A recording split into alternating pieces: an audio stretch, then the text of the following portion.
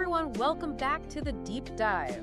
We all love to learn new things, right? And get those light bulb moments without feeling totally overloaded. Well, today we're unlocking something really cool just for you. Oh, yeah. It's the world of travel rewards. Nice. So picture this. Flying first class, staying in those incredible The hotels. dream. Right. But not by breaking the bank, but by strategically using these travel rewards to make it happen. Outsmarting the system a little. Exactly. It's like your shortcut to understanding how to make these dream vacations a reality, without completely emptying your bank account, of course. Right, because we've all seen those incredible travel photos online and Yeah. thought, oh, wow, that level of luxury is totally out of reach. Yeah, But the reality is it's much more attainable than you might think, especially if you're smart about how you spend and where you spend. It's about understanding how it all actually works. absolutely. And that's what we're doing today. We're taking this deep dive into a guide that's all about mastering credit card points, airline miles, hotel loyalty programs, the whole thing. And our mission here is to really pull out the most valuable strategies and insights so you can start using these rewards effectively. Immediately. Yes, right away. So let's unpack this. Where does someone even begin if they want to, start flying in style without spending a fortune? Well, the guide really hits the nail on the head when it says that first step is choosing the right credit card. Mhm. And it's not about picking the one with the flashiest offer or the biggest sign-up bonus. It's more about finding that card that really aligns with you, where you want to travel, how you actually spend your money. It's really the foundation of your whole reward strategy. It makes sense. Yeah.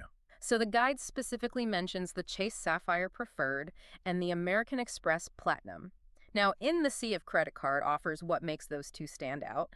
And are there others that maybe we should have on our radar? That's a really great question. And I think what's interesting about both the Sapphire Preferred and the Amex Platinum Mhm. is that they offer a range of travel perks. Right.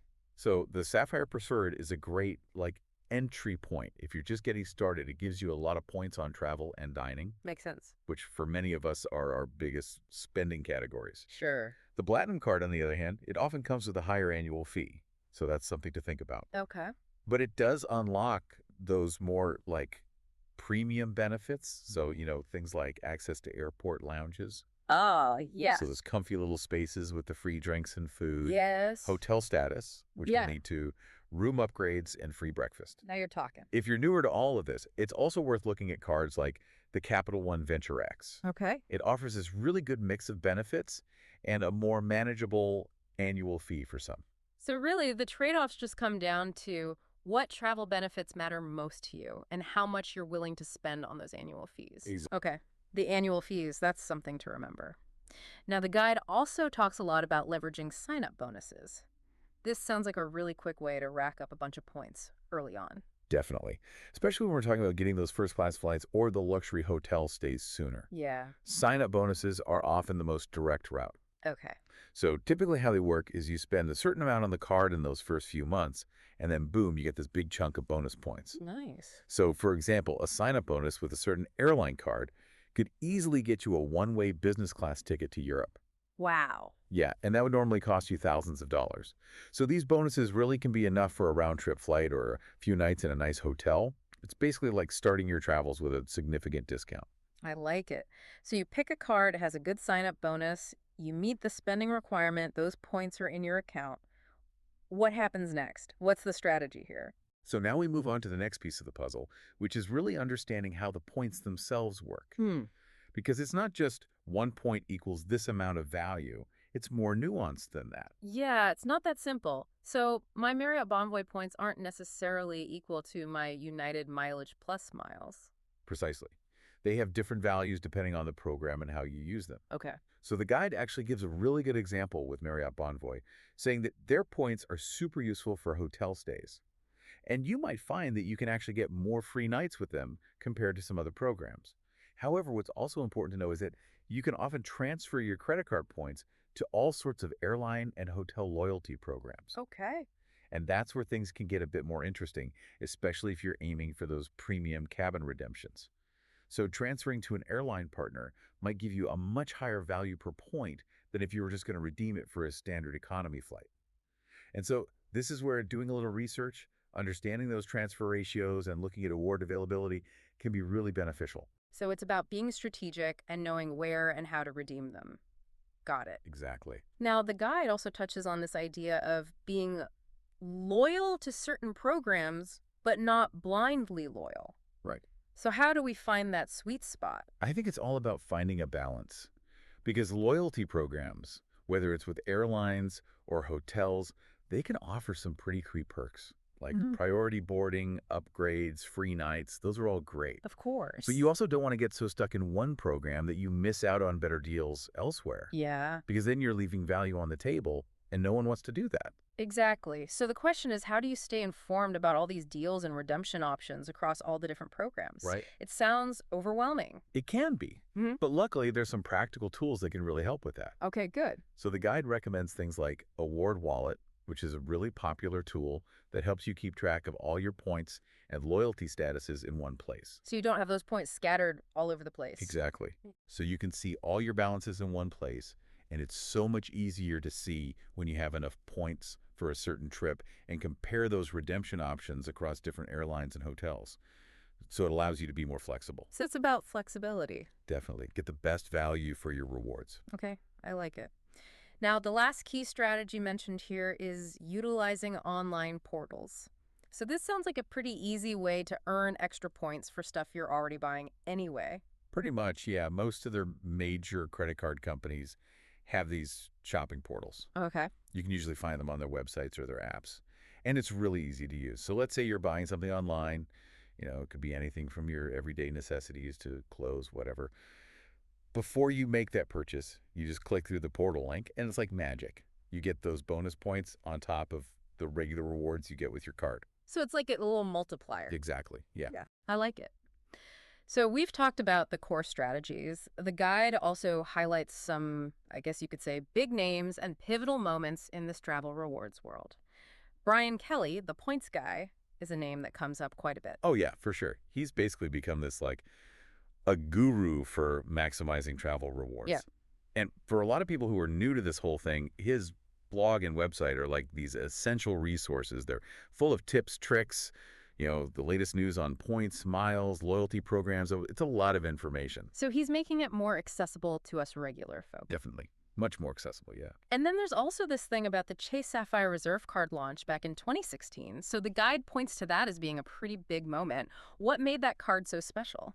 I think the Chase Sapphire Reserve, when it came out, it offered this crazy good combination of high-value travel benefits. So a generous sign-up bonus, travel credits, premium travel insurance, the whole shebang. Okay. And so it really set a new bar for premium travel cards. So other companies had to step up their game. Exactly. And that's ultimately a good thing for us as consumers. Right. Competition is always good. Exactly, yeah. All right. Let's get to some of these fun, almost mind-blowing facts here. Okay. $15 billion in unredeemed airline miles in 2019. That's crazy. It's a huge amount. To put it into perspective, the guide explains that that's like enough to fly every single person in the U.S. across the Atlantic and back. Wow. So that just shows you how much potential value is sitting there unused.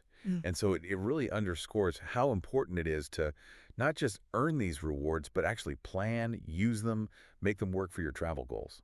That makes sense. So why do people let them go to waste? What are some things people can do to avoid falling into that trap? I think the biggest culprits are just not being aware of your balances.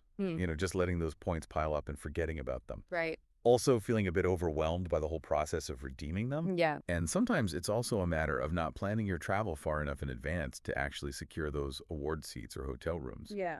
So a few things you can do to avoid this.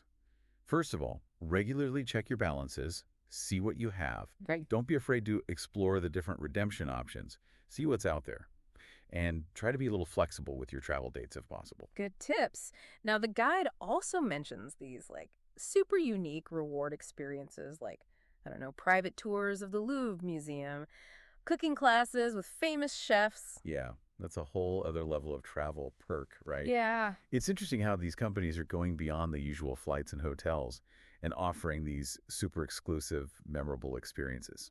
Right. And, these often give you access to things that most people don't get to experience. So cool. So to sum it all up for our listener, the person who wants to see more of the world, maybe experience a bit more of that luxury, but without going into debt, what's the main takeaway here? I think the most important thing the guide emphasizes is that maximizing these travel rewards It's not about just hoarding points. It's about using them strategically. Okay. Being an informed traveler, really understanding those loyalty programs, and then making choices that align with your travel goals. It's about being smart about it. Yeah, exactly. It's empowering Hmm. because it allows you to really enhance your travel experiences and stretch your budget in ways you might not have imagined before. I love that. So you don't need to be some financial expert or a millionaire. You just have to be a little bit strategic with how you spend. So what are the things our listener can do to start on this journey? I think the first step, and this is something the guide really stresses, is to think about your travel goals. Like, where do you want to go?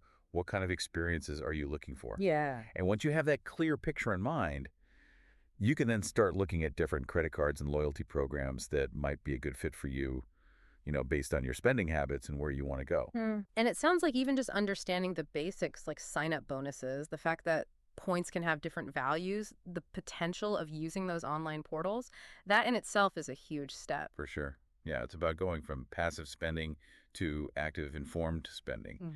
where every dollar you spend is actually working towards those travel dreams. Love it. So here's a thought for you listening. Picture that one destination you've always dreamed of, maybe that fancy hotel you've always wanted to stay in, Right. and think about how understanding and using travel rewards could actually make it happen. And maybe even sooner than you think. Exactly. It's all about reimagining what's actually possible. So, to wrap things up today, we've learned that travel rewards, when you really take the time to understand them and use them strategically, can be this amazing tool to make your travels better without breaking the bank. And for you, our listener, this knowledge can make those travel ambitions a reality. It's about experiencing a level of comfort and even luxury that you might not have thought was within reach. So, as you go about your day, just think about how these strategies could change your next vacation. What could you do with the savings? Or even better, what could you do with that unexpected upgrade? Ooh, I like that. Keep that spirit of exploration alive, and we'll catch you on our next deep dive. See you then.